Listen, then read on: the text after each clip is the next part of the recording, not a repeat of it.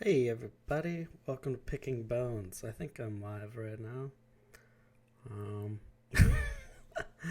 I suppose we'll find out.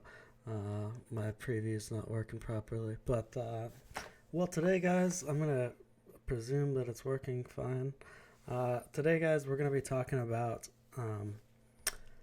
the Watchmen and the alien invasion agenda, I guess, a little bit.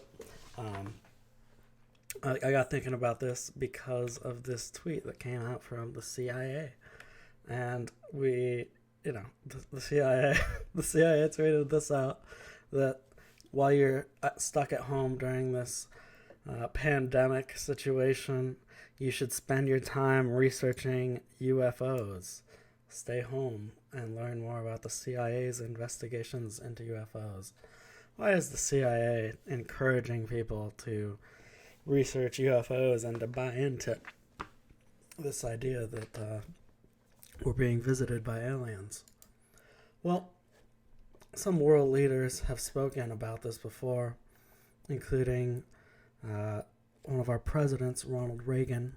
He said, "I occasionally think how quickly our differences worldwide would vanish if we were facing an alien threat from outside of this world." So we've had world leaders speak publicly of this idea that an alien invasion could potentially be something that could be used to unite the world against a common foe. By giving us a common enemy, we would be able to these elites would be able to push through certain agendas that they want, that they think will be the best things for the world, but they only think they could get that done potentially with something grand like an alien invasion in order to unite the people, because as it is, there's so many differing opinions, so many different agendas and groups in play in the world. It's hard to get your one world agenda completed when you don't have the people united against something. So let's look at this fellow, Alan Moore, a little bit. Alan Moore, he clearly, presents himself as an occultist. He does not hide this, and all of his works are loaded with propaganda, including V for Vendetta. We'll certainly do a full analysis of this story and many of his stories, but in this one, just real quick summarizing what V for Vendetta is really about. It's about Eve being tempted by Satan. Satan is manipulating Evie. Her name is Evie in the story, and V, the character, very clearly represents Satan in this story if you look into the symbolism of it.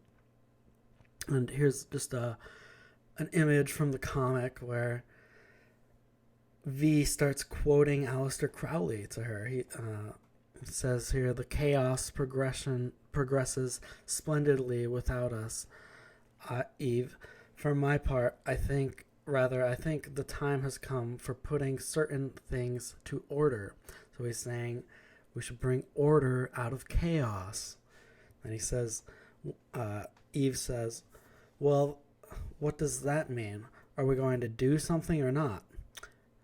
Then he says, "Do what thou wilt, Eve. That shall be the whole of the law." "Do as thou wilt shall be the whole of the law" is how Aleister Crowley summarized the law of Thoma, his satanic belief system. And she says, quoting Aleister Crowley isn't good enough. It doesn't answer my question. I want to know thou wilt. I want to know what your will is. And if you consider that this is Satan and this is Evie, what this all really represents is quite interesting. But this whole story is about Satan tempting Eve and manipulating Eve into seeing the world his way. And to do that, he literally kidnaps and brainwashes her to make her see his perspective. And this guy is presented as the hero of the story. This satanic figure. So anyway, all of his works very propaganda driven. But we're focused on the Watchmen today, and here we have the heroes of the Watchmen story, and they are basically the Illuminati. These superheroes are essentially the Illuminati. That's not an exaggeration. This guy here is basically a sun god. You can see the big yellow orb behind him. He has a sun symbol right on his forehead that we'll get into more. And you see right here, this is supposedly the villain of the story, Ozymandias, and he's got the all-seeing eye triangle right on his outfit there. It's not a stretch to say that these characters represent the global elite or the Illuminati. And so, yeah, we're spoiling this whole Watchmen story if you care about that. Sorry. Yeah, so anyway, Ozymandias, this all-seeing eye, he's supposed to be the villain of the story, essentially. He decides that in order to save the world, he has to do what we were talking about earlier. He has to try to unite the world against a common foe. And so he tries to stage an alien invasion.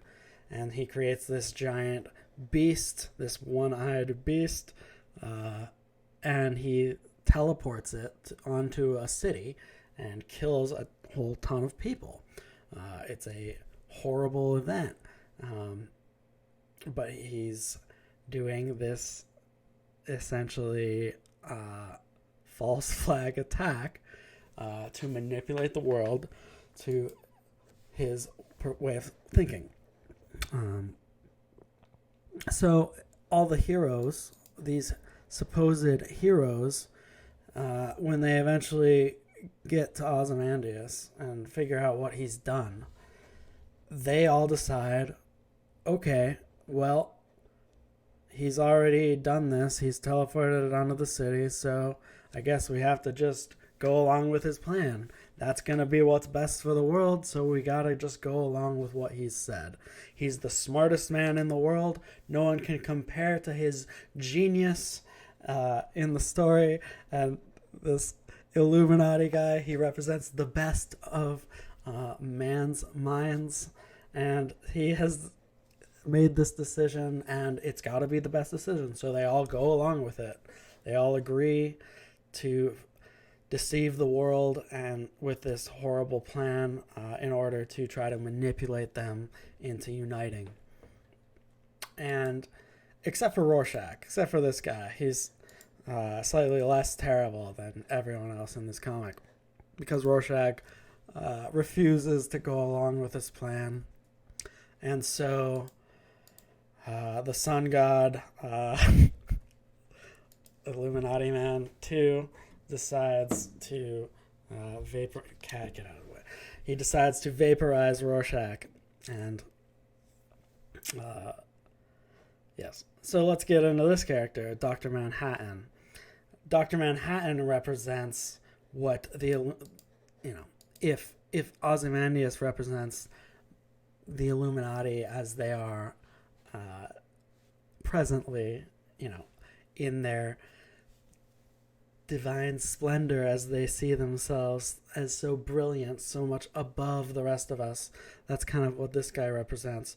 What does this guy represent? He represents the goal of Illuminism. He represents what they're truly after, the divine man. He is the man that is ascended into godhood. And you can see that is embodied right on the symbol on his forehead, this classic alchemical symbol.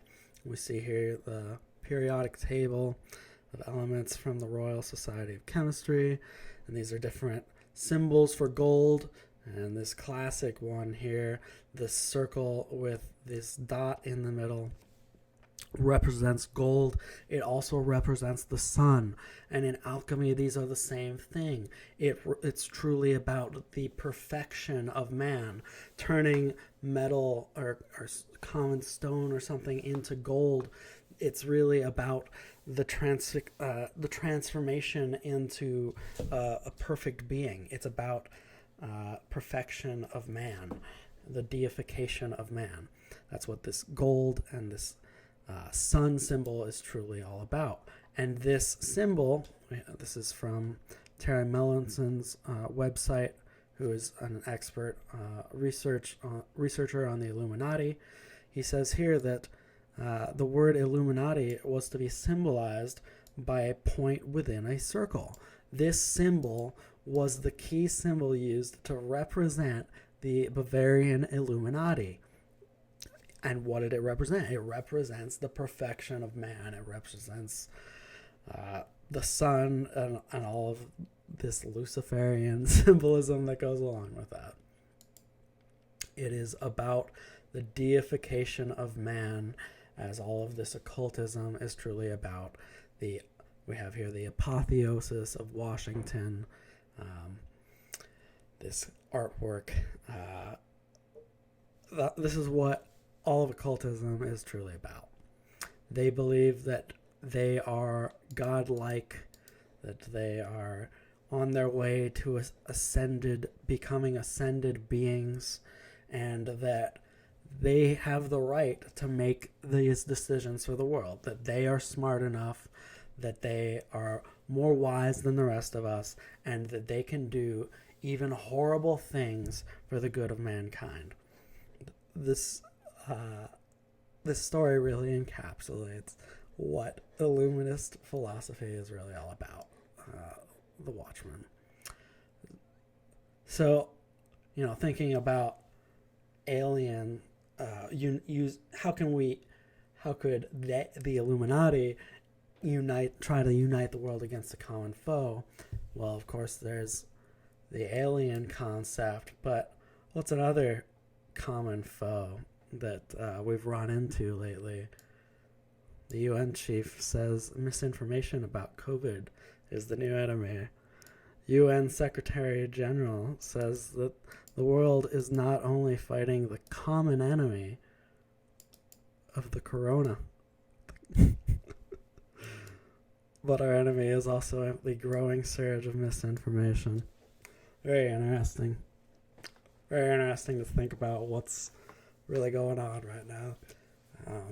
So guys, that's all we got for today. Short, sweet video, hopefully. Hope you enjoyed it. Hope you're all staying safe. Hope you're not going too crazy, stuck in your homes. But we got another video coming out later this week. We're going to have Recluse on again for another interview. You may remember him. We had him on the Anti-Naughty podcast before. And he runs this blog, ViceUp. And he is coming out with a new book, Strange Tales of the Parapolitical. So we're going to be having him on Wednesday evening. We'll be doing that interview. And I'm not sure if I'm going to have that up on Wednesday night or if it'll be Thursday, a little later. But we'll have that out this week. So that is coming soon. And hope you're all doing well. And we'll see you next time. Have a good night.